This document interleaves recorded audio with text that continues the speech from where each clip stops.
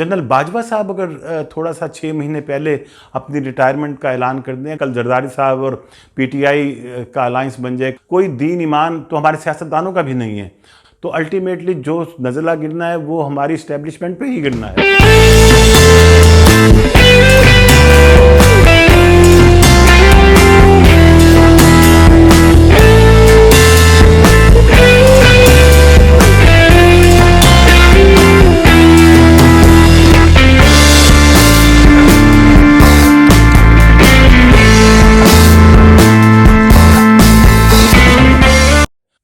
ناظرین، inner views and news میں خوش آمدید۔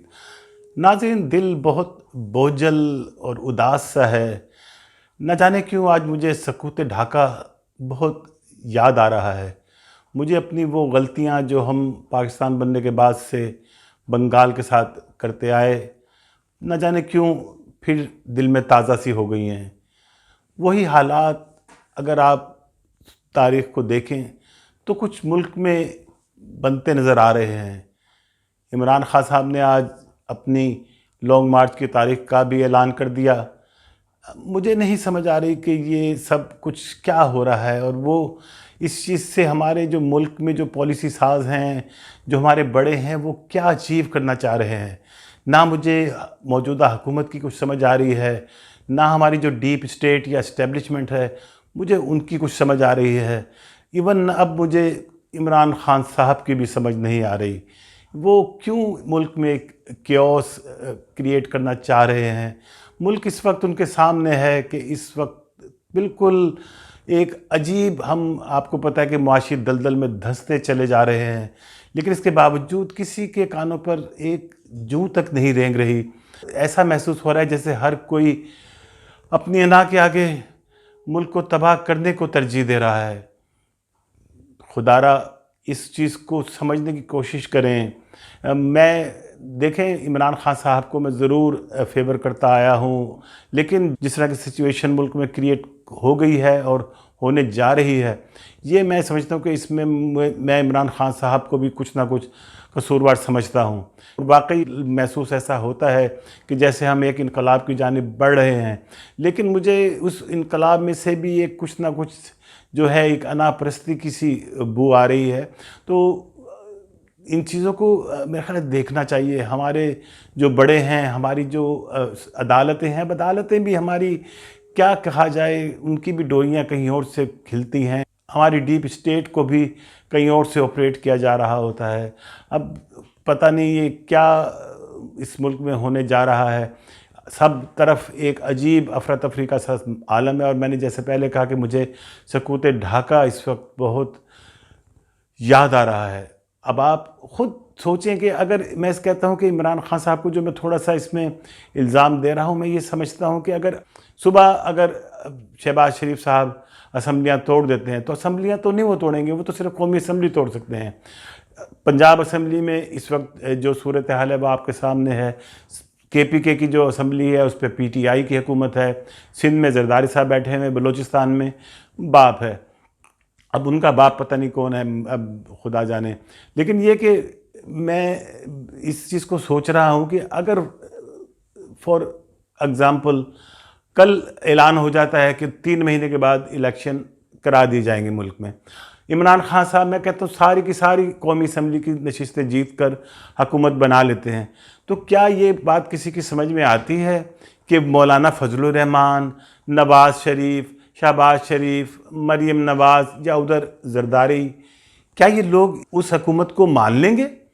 جو لوگ ان کی 155 جب سیٹیں تھیں، انہوں نے 3.5 سال ان کا ناک میں دم کیے رکھا، ہر وقت ان کو سلیکٹڈ اور نہ جانے ناجائز اسمبلیاں، ناجائز پارلیمنٹ اور ناجائز پتہ نہیں کیا کیا مولانا فضل الرحمان صاحب کے ہم فتوے سنتے آئے پورے اس گزشتہ 3.5 سال میں، اور بالآخر وہ ناجائز حکومت ان کی ختم ہوئی تو وہی انہی ناجائز اسمبلیوں میں سے ایک اور اسمبلی کریٹ ہو گئی، انہی ناجائز میں سے ایک اور حکومت برسر اقتدار آ گئی۔ تو یہ عجیب ایک चूचू का मुरब्बा हमारे मुल्क में बना हुआ है। और मैं बार बार इसीलिए कहता हूँ कि हमारे जो बड़े हैं, जो फैसला करने वाले हैं, जो 75 साल से जिन्होंने हमें उल्टा लटका दिया हुआ है, और अभी भी वो लोग पता नहीं क्या चाह रहे हैं, हम आवाम के साथ क्या सलूक करना चाह रहे हैं। हमारी फलाह बहबूद की बजाय हमें ही रगड़ा लगाई जा रही है 75 साल से। तो मुझे वही मैं कह रहा हूँ बार बार कि अब एक हर आदमी ने अपनी अना का मसला बनाया हुआ है। इमरान खान साहब के साथ तो समझ में आती है कि उनके साथ ज़्यादती हुई, उनकी हुकूमत को ख़त्म कर दिया गया, ठीक है, उनके साथ ज़्यादती हुई, उनका पूरा हक़ है कि वो एहतजाज करें। लेकिन थोड़ा सा मैं उनके एहतजाज का जो स्टाइल है उससे थोड़ा सा मैं मुत्तफ़िक नहीं हूँ। मैं उनके जलसों को, उनकी जो पुरअमन एहतजाज थे उनको मैं हमेशा उसकी हिमायत करता रहा हूँ। इस लॉन्ग मार्च से मैं समझ रहा हूँ कि ये शायद हमें किसी अफरा तफरी की तरफ ना हमारे मुल्क को धकेल दे, क्योंकि उसके लिए जो जिस तरह की हुकूमत जिस तरह के प्लान बना रही है, जैसे उनका मंसूबा है कि यहाँ तक सुनने में आ रहा है कि शायद इस्लामाबाद में आर्टिकल 245 लगाकर उसको फ़ौज के हवाले कर दिया जाए। अब फ़ौज के हवाले कर दिया जाएगा तो फ़ौज में क्या होगा? फ़ौज तो फिर खुदा न खास्ता हमारे लोगों पे गोलियां ही चलाएगी। जैसे मैंने कहा कि मुझे इसमें से सकूत ढाका का कुछ नज़ारा नज़र आ रहा है। तो सकूत ढाका में यही क्या हुआ था? वहाँ पर यही हुआ था कि अवाम सड़कों पर निकल आए थे, अवाम ने उस फैसलों को मानने से इनकार कर दिया था जो हमारी इस वक्त की इस्टेब्लिशमेंट ने किए थे। हालांकि सबको मालूम था कि मुजीबुर रहमान की जो अवामी लीग थी उसकी अक्सरियत थी। हकीकत में अगर देखा जाए जो एक असूली तौर पर शेख मुजीबुर रहमान की हुकूमत बननी चाहिए थी, लेकिन उनको इक़्तिदार नहीं दिया गया। और वो वहाँ पर भी मैंने जैसे कहा कि हमारी अना हमारे आड़े आ गई थी। वहाँ पर भी यही था कि हम बंगालियों को हमेशा से महसूस करते थे कि ये शायद कोई कमतर कौम है। अब देखें कि उन्होंने हमसे आज़ाद होने के बाद कितनी तरक्की की है। तो ये क्यों हम अब उसी चीज़ को दोबारा अपने मुल्क में खुदा न खास्ता मुझे लगता है कि कुछ इस तरह के हालात पैदा किए जा रहे हैं। और जैसा मैंने कहा कि अगर इलेक्शन के बाद आप समझते हैं कि हमारी जो बाकी जो सियासतदान हैं, जिसमें मैंने मिसाल दी फजल रहमान या नवाज़ शरीफ या मरीम नवाज़ या शहबाज शरीफ और दूसरी तरफ आसिफ अली जरदारी वगैरह, क्या ये लोग उन रिज़ल्ट्स को तस्लीम कर लेंगे? और या अगर वाकई इलेक्शन ऐसे होते हैं जिसमें इमरान खान साहब 155 सीटें जो उनकी पिछली बार थी वो नहीं हासिल कर पाते किसी भी वजह से, और उसकी बहुत सारी ऐसी वजूहात आपको पता है कि हमारे यहाँ इस तरह की अरेंजमेंट्स हो जाते हैं। ये ज़रूरी नहीं कि इलेक्शन में धांधली की जाए, बल्कि ऐसा किया जाता है कि कैंडिडेट्स ऐसे खड़े कर दिए जाते हैं, कई दफ़ा पार्टियों में से ही लोगों को तोड़ा जाता है, उनको इलेक्शन के अंदर खड़ा कर दिया जाता है। दूसरी तरफ जिस तरह हमारे यहाँ कुछ इस किस्म की पार्टीज़ ऑलरेडी मौजूद हैं, जैसे तहरीक लब्बैक पाकिस्तान है या दूसरी और इस तरह की छोटी छोटी जमातें हैं, लेकिन उनका कुछ ना कुछ वोट बैंक ज़रूर मौजूद है। तो फिर उनके कैंडिडेट खड़े कर दिए जाते हैं और फिर उससे ये होता है कि वोट तकसीम हो जाता है। तो उसमें ज़रूरी नहीं है कि वो इमरान खान साहब जो तवक्को कर रहे हैं कि वो एक भारी अक्सरियत लेकर दोबारा कामयाब हो जाएंगे। तो हो सकता है कि उन कुछ इलेक्शंस को इस तरह मैनेज कर दिया जाए कि वो बज़ाहिर इलेक्शन भी फ्री एंड फेयर हों, लेकिन इसके बावजूद वो इलेक्शन ना जीत सकें। तो क्या उस सूरत में इमरान खान साहब उस रिज़ल्ट को तस्लीम कर लेंगे? जो कि मेरा ख्याल है कि ऐसा मुमकिन नहीं होगा। वो फिर मुल्क में एक इसी तरह का इससे बड़ा शायद क्योस खड़ा हो जाएगा। तो क्यों नहीं सुप्रीम कोर्ट को इंटरवीन करना चाहिए? और अगर सुप्रीम कोर्ट खुद इंटरवीन नहीं करती तो मैं समझता हूँ कि डीप स्टेट जो रातों को 12-12 बजे सुप्रीम कोर्ट खुलवा लेती है, उनको चाहिए कि वो इस वक्त इंटरवीन करें, मुल्क की मफाद के लिए करें। मैं ये नहीं कह रहा कि वो मुल्क में मार्शल लॉ लगा दें, लेकिन एटलीस्ट वो सुप्रीम कोर्ट को वही जिस तरह हम देखते आए हैं कि बांग्लादेश में एक फार्मूला इस्तेमाल हुआ था और इस फार्मूले की पाकिस्तान में भी हम बाज़गश सुनते आ रहे हैं। तो क्यों ना ये जब 75 साल से हम दीगर तजर्बात करते आ रहे हैं तो एक तजर्बा ये भी करके देख लें।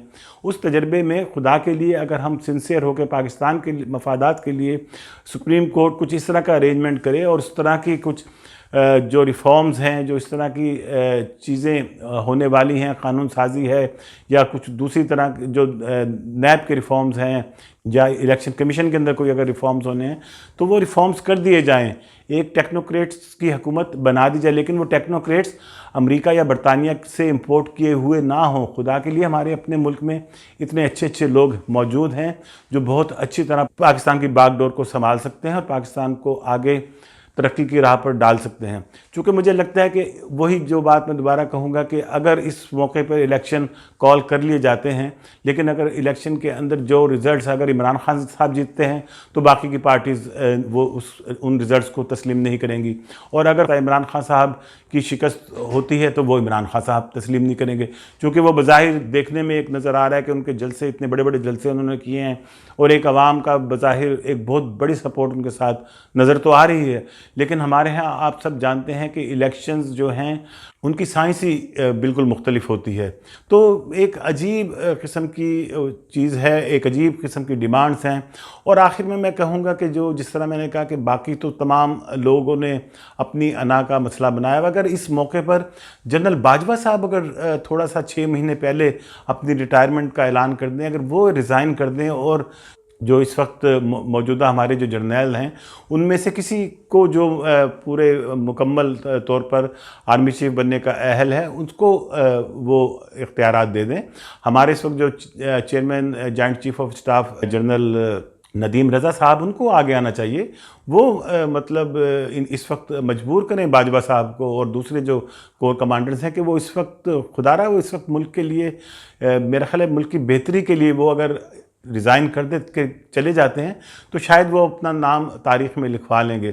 لیکن اگر وہ ریزائن نہیں کرتے، ملک میں کیوس کھڑا ہوتا ہے، اور الٹیمیٹلی میں یہ آپ کو بتا رہا ہوں کہ الٹیمیٹلی جو برا ہونا ہے وہ ہماری فوج اور فوج کی قیادت نہیں برا ہونا ہے. یہ سارے سیاستدان، ان کا کچھ پتہ نہیں چلتا کل یہ پھر دوبارہ اکٹھے ہو جائیں، کوئی پتہ نہیں چلتا کہ کل زرداری صاحب اور پی ٹی آئی کا الائنس بن جائے، کوئی پتہ نہیں کہ مولانا فضل الرحمان اور پی ٹی آئی کے پی کے میں الائنس بنا کر لڑ رہے ہوں. تو ان کا کوئی دین ایمان تو ہمارے سیاستدانوں کا بھی نہیں ہے. تو الٹیمیٹلی جو نزلہ گرنا ہے وہ ہماری اسٹیبلشمنٹ پہ ہی گرنا ہے، ہماری فوجی قیادت نے ہی برا بننا ہے. تو اس سے بہتر یہ نہیں ہے کہ اس وقت اگر ملکی مفاد میں جنرل باجوہ صاحب ریزائن کر دیں، وہ ریزائن کر کے کہیں کہ ٹھیک ہے میں اسٹیپ ڈاؤن کرتا ہوں اپنی پوزیشن سے، اور جو بھی میرٹ کے اوپر ہمارے جو دیگر جرنیل ہیں ان میں سے جو بہتر، سب سے پروفیشنل اور بہتر جرنیل ہوں ان کو 4 اسٹار جنرل کے طور پر ترقی دے کر آرمی چیف بنایا جا سکتا ہے. تو اس طرح کے کچھ نہ کچھ میرا خیال ہے کہ اپنی انا کو پس پشت ڈال کر کچھ فیصلے کرنے ہوں گے، وہ ہماری سپریم کورٹ ہو، ہماری اسٹیبلشمنٹ ہو، اور ہمارے سیاستدان ہوں. اس وقت جو ملک جس حالات کی طرف بڑھ رہا ہے، مجھے شر ہی شر نظر آ رہا ہے، مجھے خیر اس میں بہت کم نظر آ رہی ہے. ٹھیک ہے، مطلب اگر یہ چیزیں جو ہیں، میں نے جیسے پہلے کہا کہ اگر پرامن طور پہ بھی یہ لانگ مارچ ہوتا ہے، الیکشن اناؤنس ہو جاتے ہیں، لیکن اس الیکشن کے بعد کی یہ گارنٹی کیا ہوگی کہ یہ جو ہمارے سیاستدان ہیں، ہمارے پولیٹیشنز ہیں، یہ ان ریزلٹس کو مان لیں گے، وہ بے شک پی ٹی آئی والے ہوں یا بے شک جو دوسری پی ڈی ایم کی جو دیگر جماعتیں ہیں. تو یہ ایک بہت بڑا اس وقت سوال ہے، اور اس سوال کو میرا خیال ہے حل کرنے کے لیے کوشش یہی ہونی چاہیے کہ میں تو نہیں سمجھ رہا کہ الیکشن ان مسئلوں کا حل ہوگا. میرا خیال ہے کہ ہمیں اسی جیسے میں نے کہا کہ سپریم کورٹ کو انٹروین کرنا چاہیے، ملک میں ایک اس طرح کی حکومت بنا دی جائے کم از کم 1 سال کے لیے جو ملک میں ریفارمز کرے. ہمارے جو معروضی حالات ہیں ان کے مطابق وہ ریفارمز کیے جائیں. اس میں امریکہ یا برطانیہ یا دوسرے ملکوں کو نہ دیکھا جائے، بلکہ یہ دیکھا جائے کہ ہمارے ہاں کس طرح کے لوگ ہیں، ان کی تعلیم کا معیار کیا ہے، ان کی سوچ کیسی ہے، وہ کس طرح کا ملک میں سیٹ اپ چاہتے ہیں. قوم کا جو ہے مفاد وہ اسی میں ہے، ہمارا ملک میں امن قائم ہو، ہمارے ملک میں پھر اسی صورت میں ہم ترقی کر سکیں گے. اس لیے جو میں نے کہا کہ ایک تو باجوہ صاحب کو میرا خیال ہے اپنے عہدے سے اسٹیپ ڈاؤن کر جانا چاہیے، اور اس کے ساتھ ہی میرا خیال ہے کہ جیسے میں نے کہا کہ ہماری جو اسٹیبلشمنٹ ہے اور ہماری سپریم کورٹ ہے اس کو چارج لینا چاہیے، ان کو آگے آنا چاہیے، اور ملک میں ایک اس طرح کی حکومت کچھ عرصے کے لیے قائم کر دی جائے جو ملک میں ریفارمز کرے. اس کے بعد پھر ہم الیکشن کی جانب جائیں. خدا پاکستان کا حامی و ناصر ہو، خدا پاکستان کے عوام کو محفوظ اور سلامت رکھے، اور اللہ تعالیٰ ہمارے اوپر رحم کرے، ہمیں توفیق دے اس بات کی کہ ہم اپنے ملکی مفاد کو اپنی انا سے اوپر رکھیں. آپ کے دیکھنے اور سننے کا بہت شکریہ. خدا حافظ.